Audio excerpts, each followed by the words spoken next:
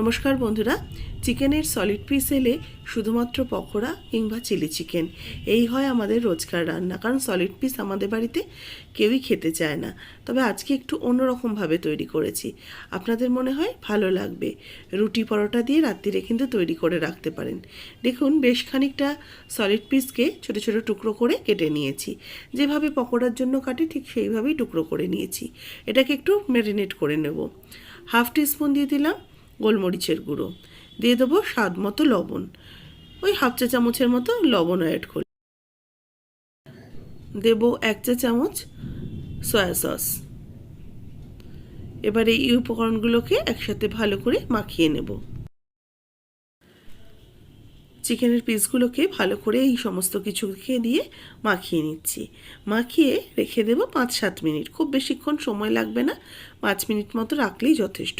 মানে যে লবণ দিয়েছি এটা থেকে একটা জল বের হবে, এই জন্য ঢাকা চাপা দিয়ে 5 মিনিটের জন্য রেখে দিলাম। 5 মিনিট পর ঢাকাটা খুলে নিচ্ছি। এবার এর মধ্যে আরও কিছু উপকরণ মেশাবো।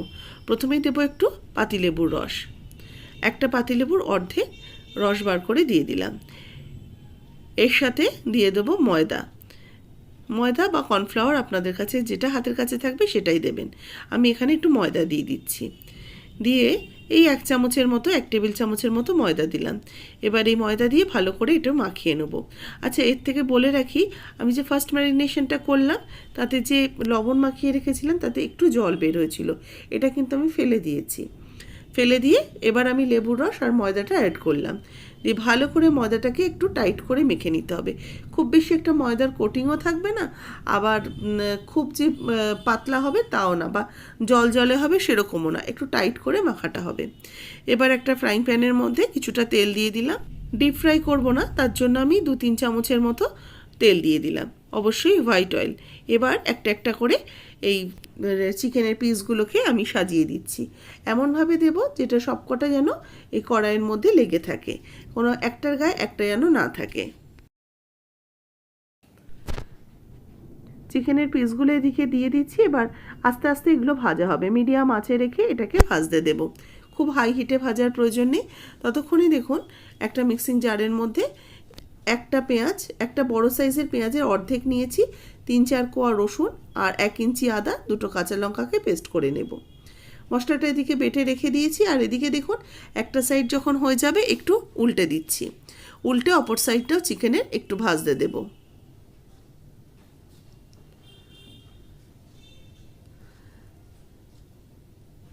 এবার অপর সাইডটাও একটু হালকা বাদামি রং আসা পর্যন্ত ভেজে নেব। এগুলো কিন্তু ঢাকা চাপা দিয়ে ভাজবেন না, আর খুব হাই হিটে ভাজবেন না। চিকেনটা কিন্তু খুব বেশি ক্রিস্পি হবে না, একটু হালকা নরম হবে, জুসি থাকবে, আর ওপরের দিকটা হালকা একটা বাদামি রং আসবে।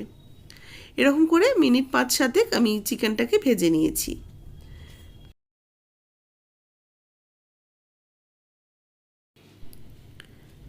এবার এই চিকেনগুলোকে উঠিয়ে রেখে দেবো। তেলটা ঝরিয়ে আমি উঠিয়ে রাখছি। এইভাবে করে নিলে কিন্তু সলিড চিকেনগুলো বেশ নরম হয়, খেতেও ভালো লাগে। এমনি কিন্তু ঝোল বা কারি করলে, কষা করলে যেটা একটা চিভিনেস চলে আসে, সেটা কিন্তু একদমই আসে না, বেশ সফট থাকে এই রেসিপিটাতে। এবার ওই বাদবাকি চিকেন ভাজার তেলের মধ্যেই দিয়ে দিলাম একটু বাটারটাকে একটু মেল্ট করে নেব। এবার এর মধ্যে বেটে রাখা যে মশলাটা এটা দিয়ে দেব। পেঁয়াজ, আদা, কাঁচা লঙ্কা, রসুন একসাথে পেস্ট করে নিয়েছি, এটা দিয়ে দিলাম। যতক্ষণ এর থেকে কাঁচা গন্ধটা চলে যাচ্ছে ততক্ষণ কিন্তু এটাকে ভালো করে কষাতে হবে। আর অবশ্যই কিন্তু আজকে মিডিয়ামে রেখে, কারণ এটা লাল করে ভাজলে হবে না। এটা ভাজাটা হবে, অথচ এটা মানে একদম যে ব্রাউন কালার হয় সেটা কিন্তু একদমই হবে না। আস্তে আস্তে দেখুন মশলাটাকে ভালো করে কষিয়ে নিয়েছি। আস্তে আস্তে জলটাও শুকিয়ে আসছে, আর এটা সুন্দরভাবে কিন্তু ফ্রাই হয়ে যাচ্ছে। যতক্ষণ এটা একদম শুকিয়ে যাবে ততক্ষণ কিন্তু অনবরত এটাকে মিক্সড করতে হবে। এবার আস্তে আস্তে বুঝতে পারছেন একদম মশলাটা ভালো করে কষিয়ে নিয়েছি। এবার এর মধ্যে দিয়ে দেবো 1 টেবিল চামচ কাজু আর 1 টেবিল চামচ চারমগজকে বেটে নিয়েছি, সেই বাটা মশলাটা দিয়ে দিলাম। 1 টেবিল চামচ মানে এখানে প্রায় 10-15টা মতো কাজু আর ওই 1 চামচের মতো চারমগজকে জলে ভিজিয়ে বেটে নিয়েছি। এবার এই বাদাম বাটাগুলো একসাথে দিয়ে ভালো করে আবারও কিছুক্ষণ মিক্সড করতে থাকবো। এবার এর মধ্যে দিয়ে দেবো স্বাদ মতো লবণ, এর সাথে দেবো গোলমরিচের গুঁড়ো, 1 টিস্পুন দিয়ে দিলাম গোলমরিচের গুঁড়ো, একটু কাঁচা লঙ্কা কুচি দিলাম, দেবো একটু চিলি ফ্লেক্স, 1/2 টিস্পুনের মতো চিলি ফ্লেক্স দিয়ে দিলাম। এবার এই মশলাগুলোকে ভালো করে গ্রেভির সাথে মিশিয়ে নেব। গ্রেভিটা কিন্তু হবে একদম ক্রিমের মতো, এতটাই মসৃণ হবে। এবার ভালো করে এটাকে মিশিয়ে নিয়েছি, মশলাটা খুব ভালো করে কষানো হয়ে গেছে। এবার এই ভেজে রাখা চিকেনগুলো অ্যাড করে দেবো। চিকেনে যে জুসটা বেরিয়েছে সেটাও কিন্তু অবশ্যই এর মধ্যে দিয়ে দেবেন। এবার ভালো করে চিকেনটাকে এই মশলার সাথে মিশিয়ে নেব। আর বারবারই বলছি, সমস্তটা রান্নাটাই হবে একটু ধৈর্য ধরে, আঁচটাকে কম রেখে, বাড়িয়ে একদম রান্না করবেন না। আস্তে আস্তে মশলা সমেত চিকেনটাকে খুব ভালো করে কষিয়ে নিয়েছি। এবার এর মধ্যে অল্প একটু চিনি অ্যাড করে দিলাম, চিনিটা দিয়েও ভালো করে মিশিয়ে নেব।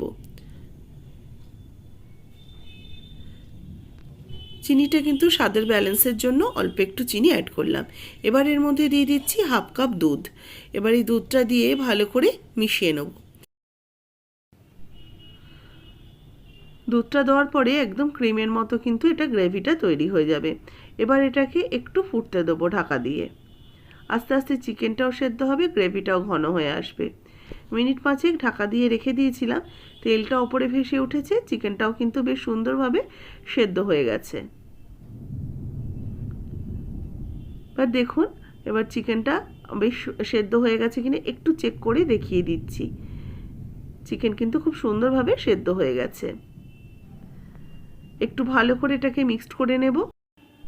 এবার এর মধ্যে দিয়ে দেবো একটু কসৌরি মেথি, অল্প একটু কসৌরি মেথি ওপর থেকে ছড়িয়ে দিয়ে দিলাম। আর দিয়ে দেবো একটু চিজ, একটা চিজ কিউব নিয়েছি, সেটাকে ওপর থেকে গ্রেট করে দিয়ে দিচ্ছি। ওপর থেকে একটু গ্রেট করে চিজ দিয়ে দিলাম, আর এর সাথে দিয়ে দেবো আরও একটু চিলি ফ্লেক্স ওপর থেকে ছড়িয়ে দেব। ব্যাস, এটাকে এবার গ্যাস অফ করে ঢাকা চাপা দিয়ে রেখে দেবো। এইভাবে সুন্দরভাবে কিন্তু চিজটা মেল্ট হয়ে যাবে। মিনিট 5 ঢাকা দিয়ে রেখে দিয়েছিলাম, এবার ঢাকাটা খুলে নেব। একদম দেখুন সুন্দর ক্রিমের মতো হয়ে গেছে। এবার এটাকে নামিয়ে সার্ভ করে নেব। কেমন লাগলো আজকের রেসিপি অবশ্যই জানাবেন। বাড়িতে সলিড পিসের চিকেন থাকলে অবশ্যই এই চিকেনের রেসিপিটা তৈরি করুন। এইভাবে একবার তৈরি করুন, রুটি পরোটা এইসবের সাথে কিন্তু খেতে খুব ভালো লাগবে। রেসিপি ভালো লাগলে লাইক শেয়ার করবেন। যারা নতুন দেখছেন আমার চ্যানেলকে সাবস্ক্রাইব করে পাশে থাকা বেল আইকনটা প্রেস করে দেবেন। ফেসবুক পেজের বন্ধুরা পেজটাকে ফলো করুন, রেসিপিটাতে একটা লাইক দিন, শেয়ার করুন। আর আজকের রেসিপি কেমন লাগলো আপনাদের সেটাও কিন্তু কমেন্টস বক্সে জানাতে একদমই ভুলবেন না।